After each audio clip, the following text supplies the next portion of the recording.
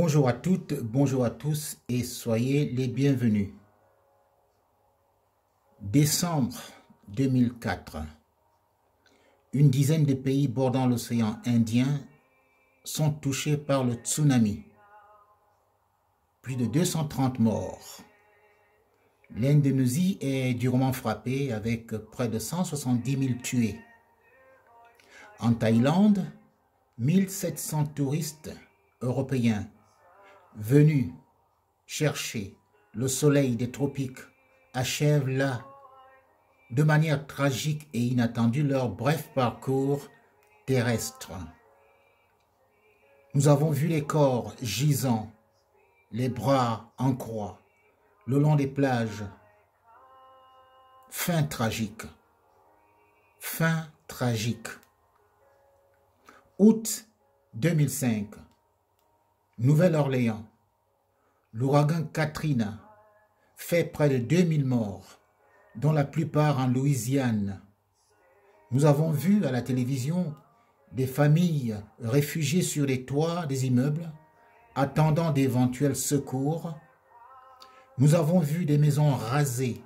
Nous avons vu des corps flottant sur les eaux. Des foules de jeunes et de moins jeunes, hommes et femmes, privés de tout. Et nous sommes là aux États-Unis d'Amérique.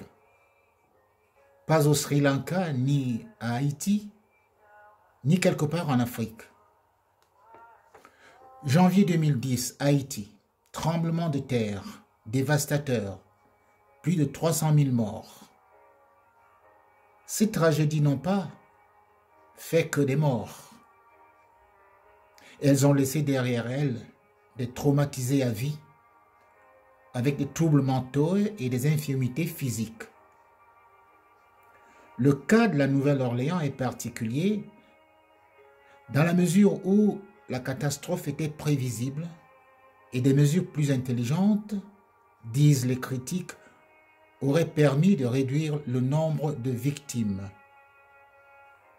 Mais ce qui est arrivé à Haïti et sur les côtes de l'océan Indien était une ombre de ce qui attend l'humanité d'après la Bible et en termes d'imprévisibilité. Nous lisons « Quand les hommes diront paix et sûreté, alors une ruine soudaine les surprendra comme les douleurs de l'enfantement surprennent une femme enceinte et ils n'échapperont point. » 1 Thessaloniciens 5 au verset 3. Comme le dit à titre prémonitoire cette prophétie, la tragédie du Covid-19, avec ses conséquences économiques, sociales et autres, s'est invitée dans nos vies sans crier gare, tout d'un coup. Tous les pays ne sont pas frappés ou touchés de la même manière, mais pour ceux qui sont au centre de l'épreuve, c'est un cauchemar. La tendance est à dire, soyons optimistes, l'humanité a toujours su se relever de ces désastres. Ah oui? Et si on pensait plutôt que chaque grande tragédie est un appel à prendre conscience de nos limites et à nous tourner vers celui qui créa les cieux et la terre? Oui, il y a une intelligence, une sagesse et une puissance supérieure qui peut nous entendre. Mais souvent, la souffrance aigrit au lieu d'amener à l'humilité et à la raison. Cette attitude est illustrée dans Apocalypse 9 au verset 18 à 21.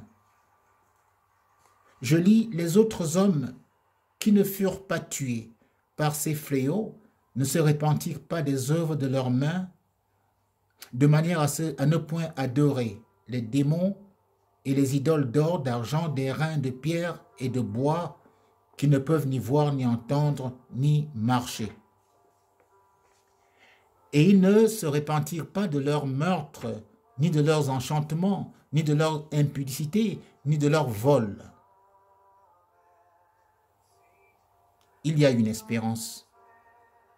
Mais cette espérance ne vient pas de la capacité de l'homme à rebondir, d'une manière générale, et à quelques exceptions près, ces rebonds ne l'ont nullement amené à reconnaître l'autorité de son Créateur.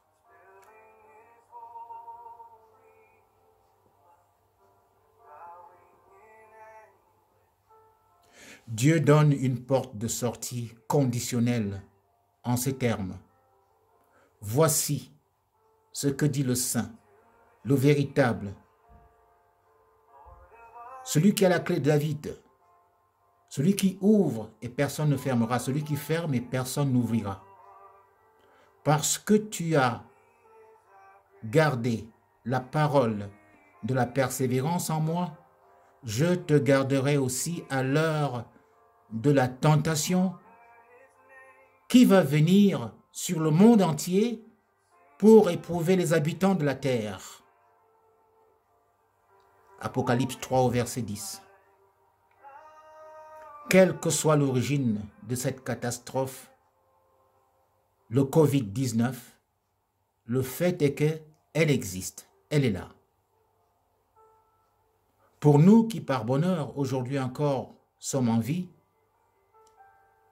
il est écrit, soumettez-vous donc à Dieu, résistez au diable, il fuira loin de vous. Approchez-vous de Dieu, il s'approchera de vous. Nettoyez vos mains, pécheurs, purifiez vos cœurs, hommes irrésolus. Certes, les hommes font ce qu'ils peuvent pour s'entraider, mais nous avons davantage besoin d'une couverture spirituelle. Celle-ci est nécessaire, car d'autres moments extrêmement difficiles ont été prophétisés. Et il n'y aura qu'une seule porte de sortie. Jésus-Christ.